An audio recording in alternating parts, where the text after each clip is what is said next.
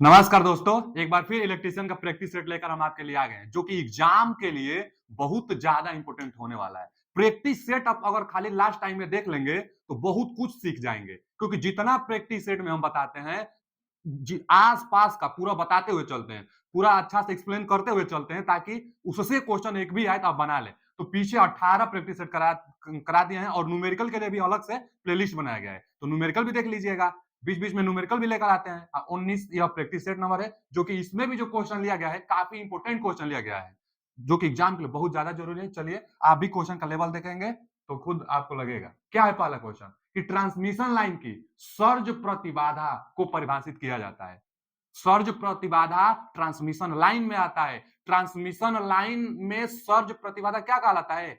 वह transmission line जिसमें losses न हो, वह ट्रांसमिशन लाइन जिसमें लॉसेस न हो, तो वह उसके बाद जो इनपुट पर इंपोर्टेंस होगी वही सर्ज इंपोर्टेंस कहलाएगी, क्योंकि इनपुट का इंपोर्टेंस आउटपुट के इंपोर्टेंस के बराबर होता है। और सर्ज इंपोर्टेंस को जेडएस से डिनोट करते हैं। सर्ज इंपोर्टेंस, इंपोर्टेंस एक रेजिस्टेंस ही होता है, तो इसका मात्रक ओम ही होता है। तो सर्ज इंपोर्टेंस, इसका फॉर्मूला जो होता है एल बटा में सी। एल इंडक्टेंस है और सी कैपेसिटेंस है। क्वेश्चन यह पूछता है कि सर्ज इंपोर्टेंस किस पर निर्भर नहीं करता है, तो सर्ज इंपोर्टेंस लंबाई पर निर्भर नहीं करता है, क्योंकि यहाँ एल नहीं है। और सर्ज इंपोर्टेंस क्या होता है? जो ट्रांसमिशन लाइन होती है, तो लॉसलेस ट्रांसमिशन लाइन, यानी इनपुट पर जितना प्रतिरोध रहेगा आउटपुट पर भी उतना ही प्रतिरोध रहेगा। तो एक बार यह भी क्वेश्चन आया था कि सर्ज इंपोर्टेंस में निम्नलिखित में से कौन सा कथन सही है? दिया था जेड इन बराबर जेड आउट, तो जेड इन जेड आउट यही सर्ज इंपोर्टेंस है, जो कि ट्रांसमिशन लाइन में लॉसेस है ही नहीं है, तो जितना इनपुट पर उतना आउटपुट पर। फॉर्मूला कैसे निकालने के लिए? तो अंडर रूट में एल अपन सी। क्वेश्चन यह भी पूछा था कि transmission line, overhead transmission line के लिए सर्ज इंपोर्टेंस कितना होता है? तो ओवरहेड ट्रांसमिशन लाइन के लिए जो सर्ज इंपोर्टेंस होता है 400 से लेकर 600 ओम तक होता है। और अंडरग्राउंड के लिए कितना होता है? तो इसका 1/10%, इसका 1/10 निकालेंगे तो 40 से 60 ओम आएगा। तो अंडरग्राउंड के लिए है, ओवरहेड के लिए है, और ट्रांसफार्मर के लिए पूछता है तो 1000 ओम का सर्ज इंपोर्टेंस होता है। इसमें पूछा था ट्रांसमिशन लाइन की सर्ज इंपोर्टेंस को परिभाषित कौन करेगा? तो A option is right answer, under root में एल अपन सी। तो इसका पहला ऑप्शन सही है। यह सब क्वेश्चन किसी न किसी एग्जाम में आया हुआ है। अगला क्वेश्चन क्या है बच्चा कि कम विभव पर शक्ति उत्पादन के लिए निम्न में से किस प्रणाली का उपयोग किया जाता है? लो लो विभव पर शक्ति उत्पादन के लिए कि निम्न में से किस प्रणाली का उपयोग किया जाता है? क्या है पहला ऑप्शन कि रेडियल टेक्निक। देखिए जो रेडियल टेक्निक होता है ना, इसमें वोल्टेज ड्रॉप ज्यादा होता है। अब पूछा क्या है? कम वोल्टेज। रेडियल फीडर आप पढ़े होंगे ना, रेडियल फीडर से भी बिजली का डिस्ट्रीब्यूट किया जाता है। तो रेडियल जो फीडर होता है एक ही दिशा में बस ट्रांसमिट की जाती है। यह सबसे सस्ता होता है, सबसे कम खर्चीला होता है, और इसमें वोल्टेज ड्रॉप ज्यादा होता है, जबकि कम पूछा है। तो पहला ऑप्शन होगा नहीं, डिस्ट्रीब्यूशन टेक्निक। डिस्ट्रीब्यूशन में भी डिस्ट्रीब्यूटर पर की जाती है, इसमें भी वोल्टेज ड्रॉप ज्यादा होता है। रिंग मेन डिस्ट्रीब्यूशन सिस्टम जो होता है यह सबसे अच्छा टेक्निक होता है, रिंग मेन वाला। तो सबसे अच्छा भी है, थोड़ा पैसा भी लगता है, इसमें वोल्टेज ड्रॉप कम होता है। कम में पूछा था कम वोल्टेज शक्ति उत्पादन के लिए किस प्रणाली में होती है? तो बचाओ रिंग मेन डिस्ट्रीब्यूशन जो टेक्निक होती है इसमें वोल्टेज ड्रॉप कम होता है। और इसमें रिंग मेन है ना, तो सब स्टेशन भी कई लगा रहता है, S1 इधर से एक S2, तो सब स्टेशन भी कई लगा रहता है, और सभी दिशाओं में इससे हम लोग सप्लाई को भी डिस्ट्रीब्यूट कर सकते हैं। तो सभी दिशाओं में रेडियल सिर्फ एक दिशा में करता है। तो कम विभव B, C option is right answer. अगला क्वेश्चन क्या है कि डीसी 2 वायर व 3 वायर ट्रांसमिशन सिस्टम में ट्रांसमिट की गई पावर की मात्रा तथा ट्रांसमिशन की दूरी समान है, तो कॉपर 3 वायर ट्रांसमिशन सिस्टम की जरूरत होगी। कितना कॉपर वायर का जरूरत होगा अगर ट्रांसमिशन लाइन 3 वायर का है? तब दिया है कि जो 2 वायर का ट्रांसमिशन लाइन है, 3 वायर की जो ट्रांसमिशन लाइन है, डिस्टेंस लगभग समान ही है। देखिए जो ट्रांसमिशन लाइन होता है कोई प्रकार से ट्रांसमिशन लाइन होता है, हम दो लिख रहे हैं जो कि बहुत ज्यादा पूछता है। ये दोनों का दोनों ना डीसी के लिए है। देखिए डीसी के लिए, डीसी में 2 वायर होता है, एक फेज और एक पॉजिटिव और एक निगेटिव। 2 वायर होता है पॉजिटिव निगेटिव। एक अर्थ वायर भी बनाई जा सकती है, तो मैक्सिमम 3 वायर डीसी में आता है। तो अगर डीसी डिस्ट्रीब्यूशन सिस्टम है, ट्रांसमिशन सिस्टम डीसी का है, तो हो सकता है 2 वायर आप ले जाए। 2 वायर, 2 वायर का मतलब एक पॉजिटिव और एक निगेटिव। एक 2 वायर मिड पॉइंट मतलब 3 वायर, 3 वायर जो ट्रांसमिशन लाइन होती है डीसी में, वह दो प्रकार से की जाती है। एक 2 वायर से बस पॉजिटिव नेगेटिव रहेगा, एक 3 वायर से, एक पॉजिटिव नेगेटिव और एक मिड पॉइंट वाला आता है। पॉजिटिव नेगेटिव एक मिड पॉइंट आता है, 3 वायर, जो कि अर्थ वायर भी आप समझ सकते हैं। तो देखिए ना, इसमें क्या पूछा है कि DC 2 wire 3 wire transmission system में, यानी यही दोनों की कंपेयर कर रहा है। हम आपकी जानकारी के लिए बता दें कि इसमें जो वायर लगता है वह 25% लगता है। इसमें जो वायर लगता है 25%, तो इसमें की एक मानक अनुसार मान लीजिए कि एक कोई मानक है, उस मानक का 25% लगेगा 2 वायर प्रणाली में, और 3 वायर प्रणाली में कितना लगेगा? 31.5%। 31.5% दिखाई दे रहा है कि नहीं आपको? 31.5% लगता है। अब पूछा क्या है, पढ़ा जाए कि 2 वायर व 3 वायर ट्रांसमिशन सिस्टम में ट्रांसमिशन की गई पावर की मात्रा, ट्रांसमिशन की दूरी समान है, दोनों की दूरी समान है, तो कॉपर के 3 तार ट्रांसमिशन सिस्टम की जरूरत होगी, यानी इसके लिए 31.5%। पढ़ा जाए 2 तार सिस्टम से आधा, तो उससे आधा कहां लगेगा? नहीं, ये तो गलत है। अच्छा, मानक जो होता है इसी को बनाया भी जाता है। मान लीजिए कि 100% का 25% ये लेगा, ये 31.5% लेता है। 2 वायर सिस्टम की 31%, तो 2 वायर सिस्टम की 31%, देखिए ना, हिंदी में चाहे इंग्लिश में पढ़ लीजिए, 31% ऑफ 2 वायर, तो मानक इसको बनाया गया है, तो अगर इसमें 25% तो इसमें 31.5%, माने 31.5 नहीं दिया, 31 दिया है ना, तो यही इसका सही जवाब हो जाएगा 31%। आगे आप देख भी सकते हैं कि सिमिलर माने दोनों में वायर बराबर लगेगा, तो हम लोग भी समझ सकते हैं भैया ये 2 वायर है, ये 3 वायर है, तो उससे तो इसमें ज्यादा लगेगा ना। 3 वायर है तो वायर इसमें ज्यादा लगेगा, कॉपर का इसमें ज्यादा लगेगा, तो उसके बराबर तो हो नहीं सकता। सिमिलर टू 2 वायर तो होगा नहीं कभी, ये तो होगा नहीं। आगे 69%, बहुत ज्यादा भी नहीं लगेगा। मिड पॉइंट होता है ना, मिड पॉइंट जो होता है ना, एरिया में आधा लगाई जाती है, जो वायर होता है एरिया में आधा लगाया जाता है, तो थोड़ा सा बस बढ़ेगा ना, 31%। इसका सही जवाब है बी ऑप्शन, राइट आंसर। तुम दोनों याद कर लीजिए। तो 3 वायर 31.5 यानी 31% देगा, तो सही जवाब। आगे क्या है, स्टेटर और आर्मेचर के बीच छोटा सा एयर गैप होता है, सही बात है। देखिए ना, एक होता है स्टेटर, एक होता है रोटर, जिसको आर्मेचर, जिस पर कॉइल होती है। तो स्टेटर और जो रोटर होता है, जो रोटेट करता है, बीच में एयर गैप होता है। बीच में क्या होता है? एयर गैप होता है। अच्छा, ये एयर गैप डीसी मशीन में ज्यादा होता है एसी की अपेक्षा। डीसी मशीन में ज्यादा होता है एयर गैप। कितना होता है? डीसी मशीन के लिए पूछा था एक बार, डीसी मशीन के लिए जो एयर गैप होता है 10.5 mm का होता है। 10.5।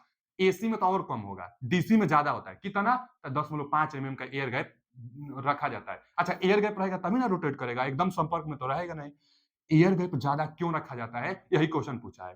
तो एयर गैप ज्यादा रखा जाता है इसलिए ताकि आर्मेचर रिएक्शन कम से कम किया जा सके। डीसी मशीन में आर्मेचर रिएक्शन कम करने के लिए एयर गैप ज्यादा रखा जाता है। अच्छा, एयर गैप ज्यादा, और एक कारण है, मैग्नेटिक फील्ड ज्यादा से ज्यादा पहुंचे तभी कम रखेंगे। और मान लीजिए 10.5 mm कम है ना है, अब कोई 1 mm रखेगा, ज्यादा रखेंगे तो मैग्नेटिक फील्ड ज्यादा आ भी नहीं पाएगी। तो मैग्नेटिक फील्ड ज्यादा से ज्यादा है, इसलिए एयर गैप चाहेंगे कम से कम रहे। तो एयर गैप कम से कम रहेगी तो मैग्नेटिक फील्ड ज्यादा से ज्यादा एक दूसरे से लिंक करेगी, तो एयर गैप कम चाहिए। क्या है, स्टेटर और आर्मेचर के बीच छोटा एयर गैप क्यों चाहिए?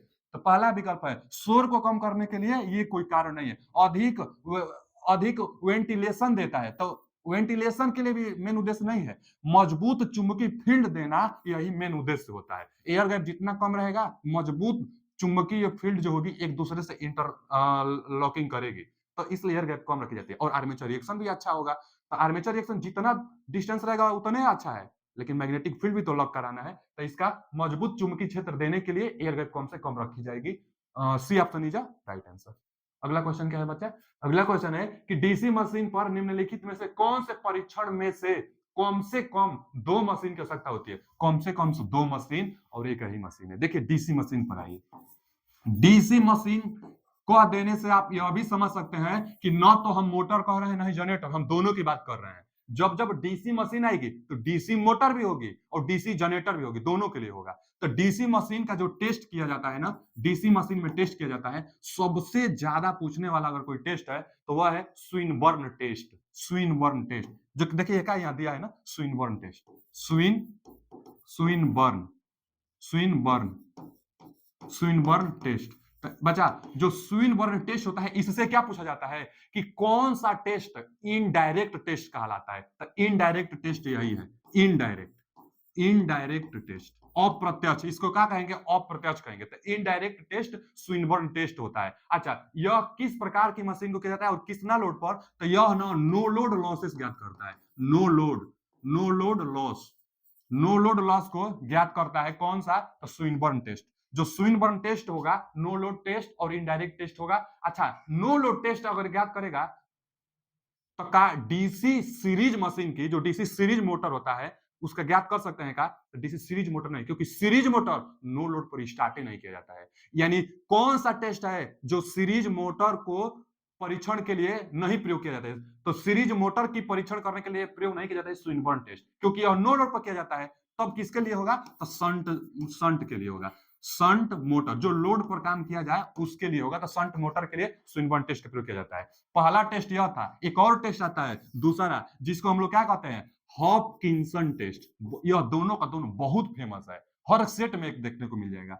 Hopkinson, Hopkinson test, Hopkinson test. ये बच्चा, जो हॉपकिंसन टेस्ट होता है यह फुल लोड पर किया जाता है। कई बार क्वेश्चन पूछा है कि फुल लोड पर की जाने वाली टेस्ट का नाम डीसी मशीन में, तो हॉपकिंसन। तो हॉपकिंसन टेस्ट क्या होता है? फुल लोड पर, फुल लोड, फुल्ली लोड देता है इसको। तो फुल लोड पर हॉपकिंसन टेस्ट और नो लोड पर स्विनबर्न टेस्ट, जो कि इनडायरेक्ट था, यह फुल लोड पर किया जाता है। अब फुल लोड पर किया जाता है तो इसमें तो हम लोग सीरीज मोटर कर सकते हैं प्रयोग, क्योंकि सीरीज मोटर फुल लोड पर भाई उसको यूज भी कर लेंगे, लोडे पर यूज किया जाता है। तो series motor Hopkinson test full load पर टेस्ट किया जाता है। इसको एक और नाम से जानते हैं, जिसको हम लोग क्या कहते हैं?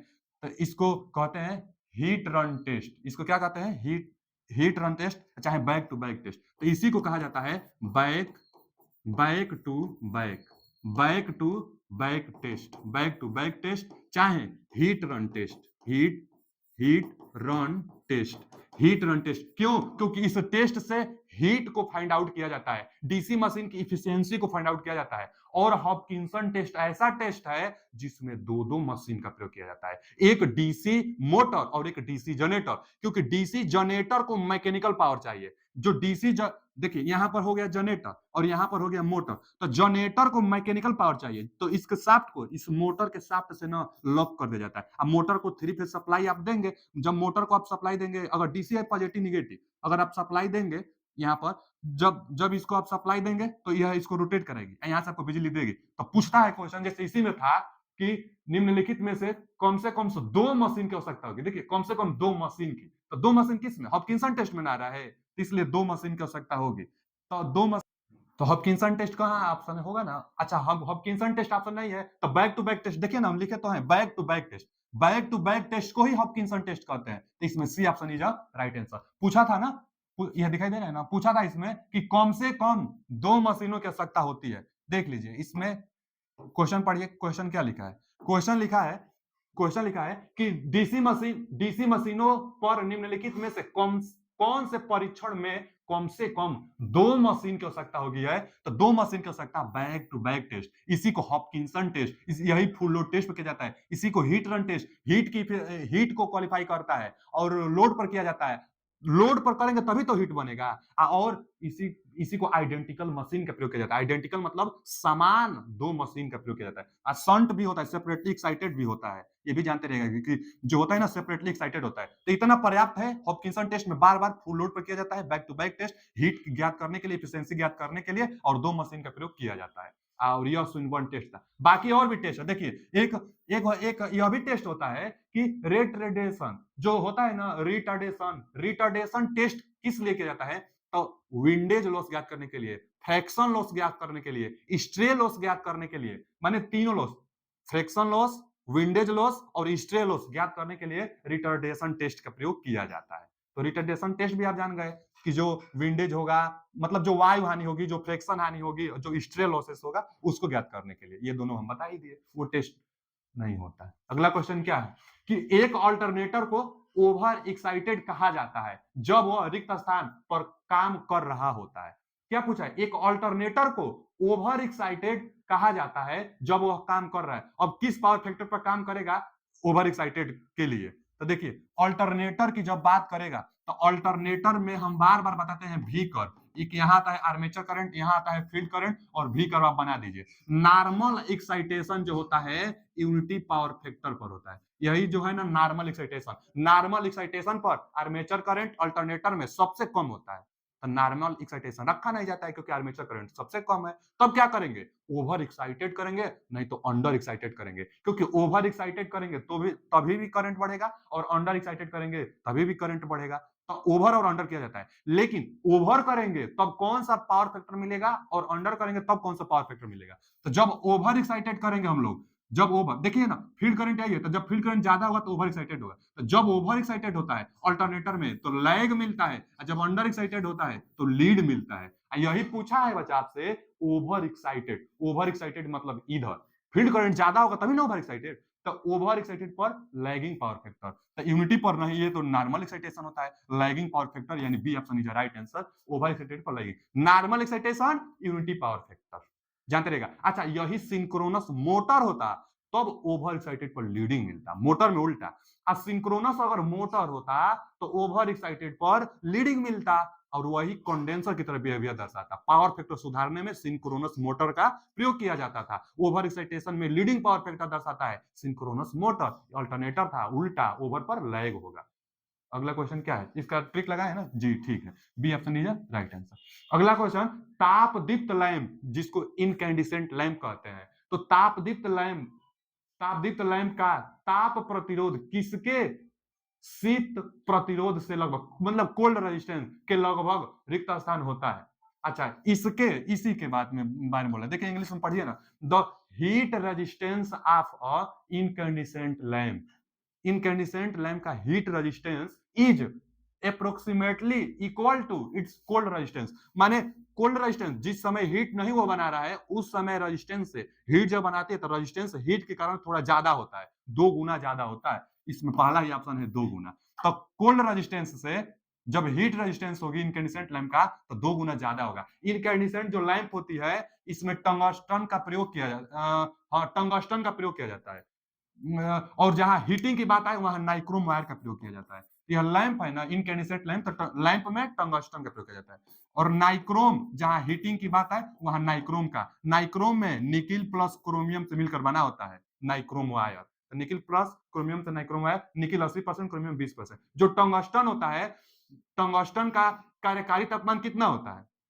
जो टंगस्टन होता है इसका कार्यकारी तापमान जिस पर काम करना स्टार्ट करे रियल में 2380 पर, और गल जाएगा 3480 पर, और हल्का हल्का रोशनी देना स्टार्ट कर देता है 980 पर। तो टंगस्टन का कार्यकारी तापमान 2380 के आसपास होता है, ये भी जानते रहिएगा। तो इनकैंडिसेंट लैंप का इफिशियंसी कितना होता है, कम होता है, 10 लुमेन प्रति वाट होता है इसका इफिशियंसी। चलिए 2 गुना ज्यादा रेजिस्टेंस होगा, यह इसके लिए इंपॉर्टेंट था। आगे, सर्किट ब्रेकर में संपर्क अलगाव के त्वरित बाद अस्तित्व में आने वाले करंट को क्या कहते हैं, बहुत ज्यादा इंपॉर्टेंट क्वेश्चन, हम लिख दे रहे हैं कि यह क्वेश्चन आएगा इस बार के एग्जाम में, इस बार के एग्जाम में एकदम क्वेश्चन आने वाला है, भूलिएगा मत। 2 चीज बताएंगे, दोनों में से कोई एक चीज एग्जाम में आएगा। देखिए, सर्किट ब्रेकर में संपर्क अलगाव के त्वरित बाद अस्तित्व में आने वाले करंट को रिक्त स्थान से जाना जाता है।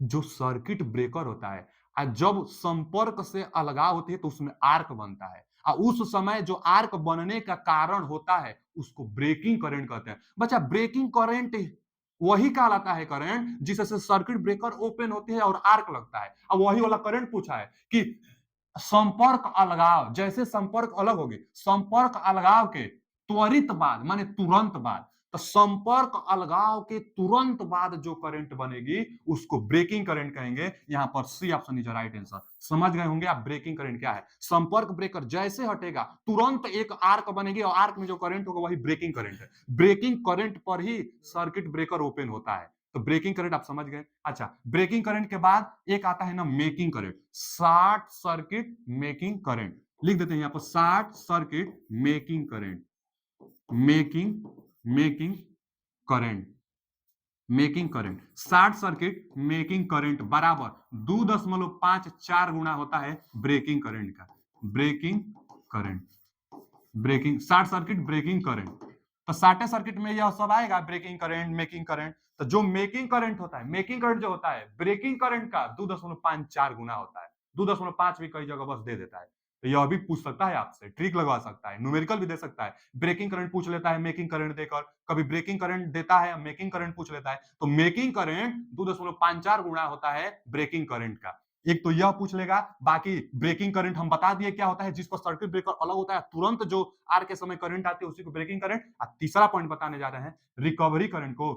तो उसके बाद फिर से दोबारा जो रिकवर करंट होता है, जैसे इसका ना वो बनता है, एक डायग्राम बनता है कि यहां से ना तो ब्रेकिंग वोल्टेज जा रहा है, जैसे यहाँ पर पहुंचेगा ना तो चोपिंग के कारण यह ना क्या होता है कि मतलब रिस्ट्राइकिंग वोल्टेज एक आने लगती है, उसके बाद फिर से रिकवर हो जाता है। चोपिंग के कारण रिस्ट्राइकिंग वोल्टेज, यह क्या है, रिस्ट्राइकिंग वोल्टेज है, यह रिस्ट्राइकिंग वोल्टेज है। यह क्या है, रिकवरी वोल्टेज है। फिर बाद में रिकवर हो जाती है, यहाँ पर फ्रीक्वेंसी बहुत ज्यादा बढ़ जाती है। यहाँ पर फ्रीक्वेंसी बहुत ज्यादा ब्रेकिंग करंट पर, जैसे यह वोल्टेज था और एक ना करंट, करंट मान लीजिए यहाँ पर जा रहा है, तो जो जिस करंट पर यह बहुत ज्यादा वोल्टेज रिस्ट्राइकिंग करने लग रही है, तो उसी को तो ब्रेकिंग करंट कहेंगे। तो जो ब्रेकिंग करंट होता है यहाँ पर, यह रिस्ट्राइकिंग वोल्टेज होता है। मतलब इस ब्रेकिंग करंट समझ लीजिए, यह जो डिनोट कर रहा है करंट को, तो ब्रेकिंग करंट जहां पर ब्रेक कर रहा है ब्रेकिंग करंट है, और उसके बाद फिर से जाकर जो रिकवर कर ले रहा है इसको रिकवरी वोल्टेज, चाहे रिकवरी करंट। तो रिकवरी करंट अगर करंट को डिनोट करेगा तो रिकवरी करंट होगा, यहाँ पर ब्रेकिंग करंट होगा जहां पर ब्रेक कर रहा है, जहां पर रिस्ट्राइक हो रहा है। तो यहाँ पर पूछा था कि त्वरित बाद में आने वाला था इसका ब्रेकिंग करंट, मेकिंग करंट बराबर ब्रेकिंग करंट की था ना, और उसके बाद जब ब्रेकिंग करंट के बाद जो फिर से करंट और वोल्टेज बनेगी उसको रिकवरी वोल्टेज या रिकवरी करंट कहते हैं। आगे क्या है कि परिपथ भंजकों में संपर्क रिक्त स्थान से निर्मित होता है।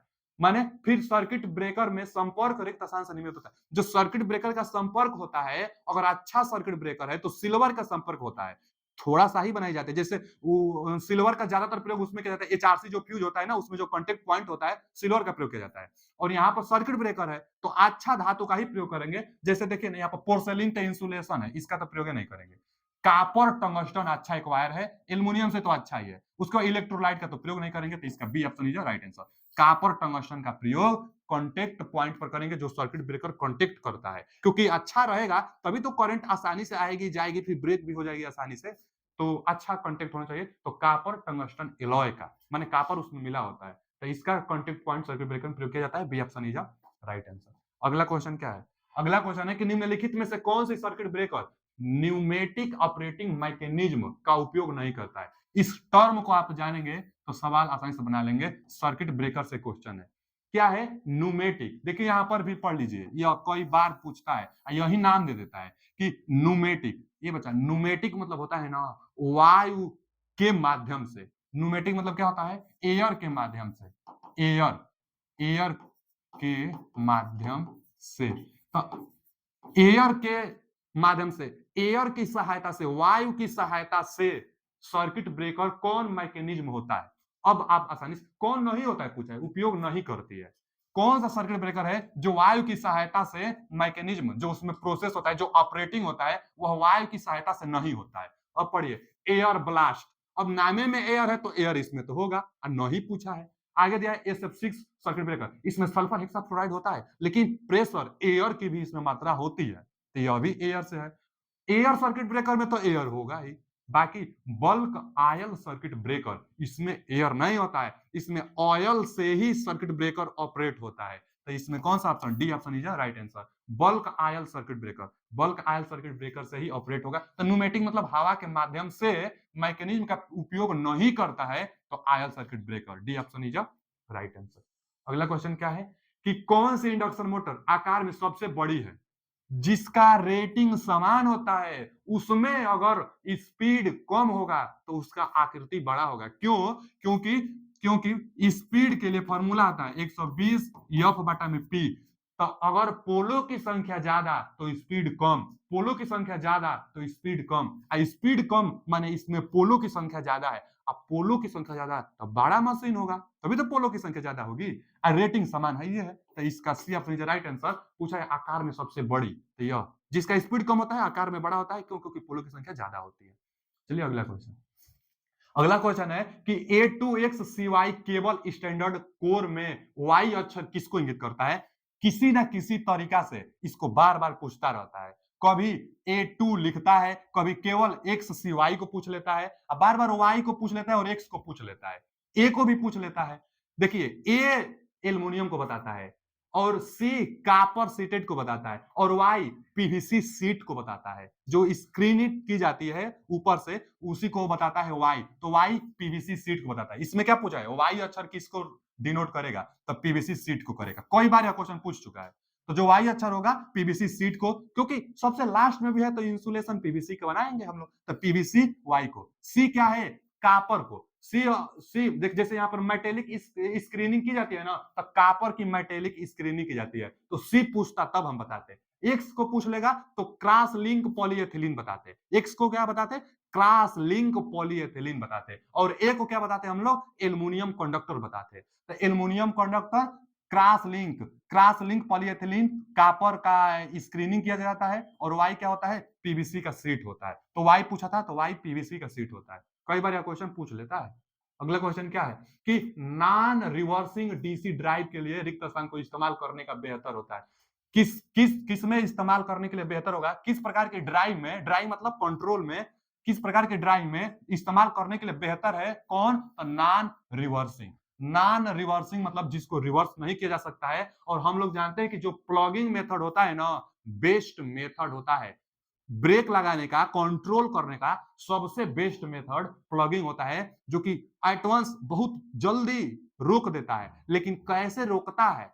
तो इसमें रिवर्स किया जाता है। अब पूछा क्या है? Non reverse. क्या रिवर्स किया जाता है? सप्लाई को। जो सप्लाई दिया जाता है ना जी, मान लीजिए कि सप्लाई अब दिया है, वो टार्क बना रहा है, जैसे रिवर्स करेंगे सप्लाई को तो वह उल्टा दिशा में अब टार्क बनाना चाहेगा, तो मोटर अपने आप रुकने का प्रयास करेगा और रुक जाएगा, तुरंत रुक जाता है मोटर। तो एडवांस मोटर को रोकने के लिए प्लगिंग मेथड का प्रयोग किया जाता है। प्लगिंग ब्रेकिंग का प्रयोग किया जाता है, जो मोटर को तुरंत रोकता है। इसमें रिवर्स, सप्लाई को रिवर्स किया जाता है। सप्लाई को रिवर्स किया जाता है प्लगिंग में, तुरंत रोकता है। तो ये तो नहीं होगा क्योंकि नॉन रिवर्सिंग पूछा है। अब आगे dynamic braking with alpha excitation. तो डायनामिक में ना रेजिस्टेंस ऐड किया जाता है, लेकिन अल्फा एक्साइटेशन नहीं होता है, सेपरेटली एक्साइटेशन होता है। ये सही है, सेपरेटली एक्साइटेशन होता है। अब आगे दिया है एक रीजनरेटिव ब्रेकिंग। तीन ऑप्शन है, यह तो होता ही नहीं है, तो यह भी नहीं होगा। आगे रीजनरेटिव ब्रेकिंग, एक प्लगिंग होता है, एक रीजनरेटिव होता है और एक डायनेमिक होता है।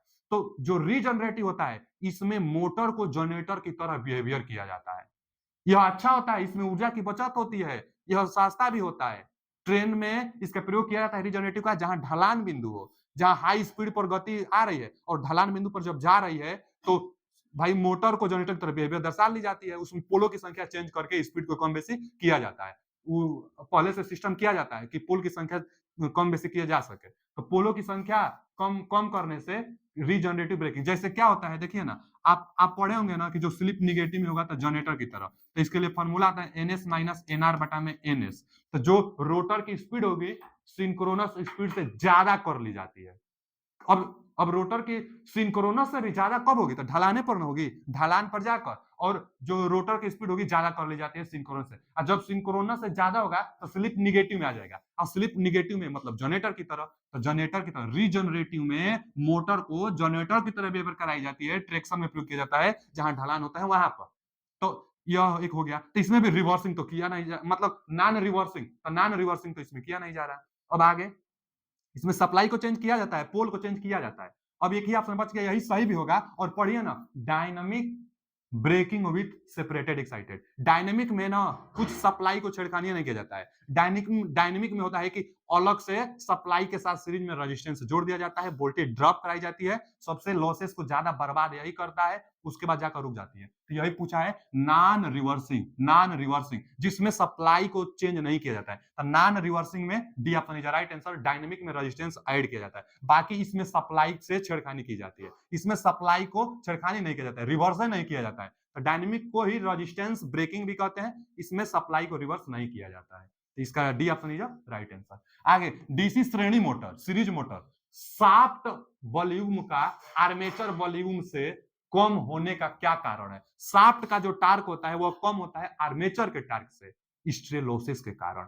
लॉसेस आता है स्ट्रे लॉसेस, कौन सा ऑप्शन? पहला ही ऑप्शन दिया है स्ट्रे लॉसेस। स्ट्रे लॉसेस के कारण जो शाफ्ट का टार्क होता है आर्मेचर से कम होता है। शाफ्ट का टार्क पूछता है, शाफ्ट का पूछा ही है कि शाफ्ट का टार्क आर्मेचर के टार्क से कम क्यों होता है, तो स्ट्रे लॉसेस के। अब क्या है स्ट्रे लॉसेस, तो जो स्ट्रे लॉसेस होती है यह दो चीजों का कॉम्बिनेशन होता है, mechanical mechanical losses, mechanical mechanical plus mechanical plus windage losses. Mechanical plus वो स्ट्रे लॉसेस पूछा है ना, तो mechanical plus iron losses, iron losses. तो मैकेनिकल प्लस आयरन लॉसेस का योग स्ट्रे लॉसेस कहलाता है। और जो मैकेनिकल लॉसेस होता है यह दो लॉसेस का कॉम्बिनेशन होता है। कौन कौन, एक होता है विंडेज लॉसेस, विंडेज लॉसेस, और एक विंडेज और एक क्या होता है हवा, और एक friction losses, friction friction losses. Friction को हम लोग घर्षण हानि कहते हैं, फ्रिक्शन लॉसेस। तो फ्रिक्शन लॉसेस विंडेज मतलब वायु, तो वायु के कारण और घर्षण के कारण जो हानि होगी मैकेनिकल हानि कहलाएगी। यह कितना होता है मैकेनिकल हानि, तो मैकेनिकल हानि लगभग मान कर चलिए 10% के आसपास होता है, 10 से 20%, 10 के 20%, यह अभी 15% के आसपास होता है, 15 से 25% दे देता है, और ओवरऑल मिलाकर 35% स्ट्रे लॉसेस होता है। तो 25% तक आयरन लॉसेस। अच्छा, आयरन लॉस भी दो चीजों का कॉम्बिनेशन है, किसका किसका, iron loss hysteresis loss plus eddy current losses, जो यहाँ पर दिया था देखिए ना, hysteresis loss eddy current loss, यह दोनों का दोनों आयरन लॉस है। Iron loss plus mechanical loss का कॉम्बिनेशन स्ट्रे लॉसेस है। स्ट्रे लॉसेस के कारण ही शाफ्ट का जो बल है, वैसे भी आप जानते हैं कि बल युग्म आघूर्ण कम क्यों होगा, लॉसेस के कारण। अब कौन लॉसेस के कारण, तो स्ट्रे लॉसेस के कारण। तो इसका ए ऑप्शन इज राइट आंसर। अगला क्वेश्चन क्या है, हस्तचलित घूर्णक प्रतिरोध स्टार्टर वाले स्लिप रिंग इंडक्शन मोटर में इंटरलॉकिंग किस तरह से की जाती है। अच्छा देखिए ना, स्लिप रिंग इंडक्शन मोटर में प्रतिरोध स्टार्टर, जो स्टार्टर करने के लिए, जो स्टार्ट करने के लिए प्रयोग किया जाता है, उसमें जो प्रतिरोध होगा स्लिप रिंग इंडक्शन मोटर में किस तरह से जुड़ा होता है, तो हमेशा स्टार्टर के साथ सीरीज में स्लिप रिंग ही इंडक्शन मोटर है जिसमें अलग से रेजिस्टेंस जोड़कर स्टार्टिंग टार्क को बढ़ाया जाता है। तो स्टार्टिंग टार्क को बढ़ाने के लिए अलग से रेजिस्टेंस जोड़ेंगे स्लिप रिंग की सहायता से, लेकिन वह जो रेजिस्टेंस आप जोड़ेंगे वह सीरीज में जोड़ेंगे, जो स्टार कनेक्टेड होता है ना, यहाँ पर रेजिस्टेंस, यहाँ पर रेजिस्टेंस, यहाँ पर रेजिस्टेंस।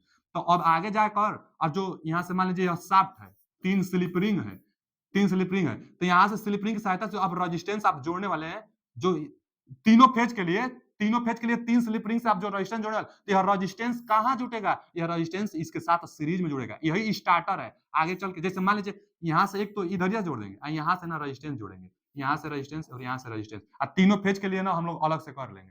तो जो यह होता है बच्चा, सीरीज में जोड़ता है स्टार्टर, यही तो स्टार्टर होगा, यहाँ पे स्टार्टर होगा, तो स्टार्टर रेजिस्टेंस स्लिप रिंग की सहायता से सीरीज में जोड़ता है। वही पूछा है कि प्रतिरोध starter slip ring induction motor में इंटरलॉकिंग किस तरह से होता है, तो स्टार्टर के साथ सीरीज में। पहला ऑप्शन क्या है, पहला ऑप्शन है कि contactor type starter inch button के समान, ये कौन सा ऑप्शन दिया, स्टार्ट बटन के श्रृंखला में, यही सही है, in series with start button, start button के साथ श्रृंखला में जोड़ी जाती है, तभी स्टार्टिंग टार्क बढ़ जाता है, स्टार्टिंग टार्क बढ़। स्क्वायरल केज में स्लिप रिंग का प्रयोग नहीं होता, मतलब अलग से रेजिस्टेंस जोड़ ही नहीं सकते स्क्वायरल केज में, जबकि स्लिप रिंग इंडक्शन मोटर में अलग से रेजिस्टेंस जोड़कर स्टार्टिंग टार्क बढ़ाई जाती है। तो सीरीज में जोड़ा जाता है, B option is right answer. अगला क्वेश्चन क्या है कि इकोनोमाइजर का प्रयोग रिक्त स्थान की दास्तान किया जाता है। कई बार यह भी पूछता है इकोनोमाइजर किस पावर प्लांट में आता है, इकोनोमाइजर थर्मल पावर प्लांट में आता है, इकोनोमाइजर से ही पानी बॉयलर में जाता है, इकोनोमाइजर जो फ्लू गैसेस निकलती है बॉयलर से, जो धुआं निकलता है बॉयलर से, वह इकोनोमाइजर से संपर्क करते हुए जाता है, इकोनोमाइजर से पानी बॉयलर में जाएगा। जैसे यहाँ पर है इकोनोमाइजर, यहाँ पर है बॉयलर, तो इकोनोमाइजर से पानी बॉयलर में आएगा, तो इकोनोमाइजर से पानी बॉयलर में आएगा, अब बॉयलर से जो धुआं निकलेगी वह इसी के रास्ते से होकर आगे जाती है। तो जो धुआं गर्म धुआं है, बॉयलर में जो पानी जा रही है इसमें पहले से ही थोड़ा सा गर्म कर देगा, अब पहले से ही थोड़ा सा पानी गर्म कर देगा तो थोड़ा सा इफिशियंसी बॉयलर का बढ़ जाएगा। उसके बाद यहाँ आकर थोड़ा कम है ना गर्म करना पड़ेगा, जो ईंधन लगेगी थोड़ा सा तो कम लगेगी, जो धुआं जा रही है इकोनोमाइजर के संपर्क से जा रही है, तो जो पानी आ रही है पहले से गर्म कर दे रहा है पानी को, अब पानी को पहले से गर्म कर दे रहा है तो गर्म पानी आ रही है, तो यहाँ पर भाप बनने में थोड़ा सा एनर्जी कम लगेगा, तो इफिशियंसी बढ़ा दिया। इकोनोमाइजर बॉयलर की इफिशियंसी बढ़ाता है 10% तक, 10% तक इकोनोमाइजर बॉयलर की इफिशियंसी बढ़ा देता है। बॉयलर में पाइप होता है, इसी में पानी होता है और गर्म बनता है। आप जाकर देख लीजिए थ्योरी, हम थर्मल पावर प्लांट का थ्योरी बताए थे आपको। तो इकोनोमाइजर बॉयलर की एफिशिएंसी बढ़ाता है, इकोनोमाइजर किसकी दक्षता बढ़ाता है, तो बॉयलर की दक्षता बढ़ाता है। C option is right answer, boiler में ही पानी भाप में बदलता है। आगे एक 2 ton air conditioner, 2 ton air conditioner मतलब एसी जो होगी 2 टन की, तो इसका जो रेटिंग होगा 2000 वाट से ज्यादा ही होगा। और 1 टन और 1.5 टन पूछ लेता है, तो 1 से 1.5 टन जो होता है ना, 1.5 टन, वह मैक्सिमम 1600, 1500 वाट, मैक्सिमम 1600 वाट तक ही होता है। 1800 वाट मैक्सिमम मान लीजिए, लेकिन 2000 2 टन का होगा, दो चाहे 2000 से ज्यादा। अच्छा जी, तो 2000 वाट के लिए किस तार का प्रयोग करेंगे? तो जो 4 mm स्क्वायर हो। भैया 1 mm स्क्वायर तो बहुत पतला हो जाएगा, 2 mm स्क्वायर, 1.5, तो 1.5 तो किया जाता है घरेलू वायरिंग में कर लिया जाता है, 1.5 mm स्क्वायर। अब घरेलू वायरिंग में ये 2000 वाट है, एसी के लिए वो अच्छा केबल लेंगे ना, तो विकल्प से भी पता चले कि सबसे अच्छा भाई यहाँ 2 से भी अच्छा, 1.5 तो खुद घरेलू के लिए, थोड़ा सा बढ़ाएंगे, थोड़े बहुत ज्यादा एसी वाटेज का होता है, इसलिए जो वायर का प्रयोग किया जाता है 4 mm स्क्वायर। कई बार क्वेश्चन यह भी पूछता है। तो आज के लिए इतना ही। क्वेश्चन अच्छा क्वेश्चन था, जरूर आप सेट जितना सेट करा दें सेट पढ़ते रहिए। पीडीएफ के लिए टेलीग्राम में ज्वाइन हो जाइए। Thank you. वीडियो कैसा लगा कमेंट करके जरूर अपना फीडबैक दीजिए।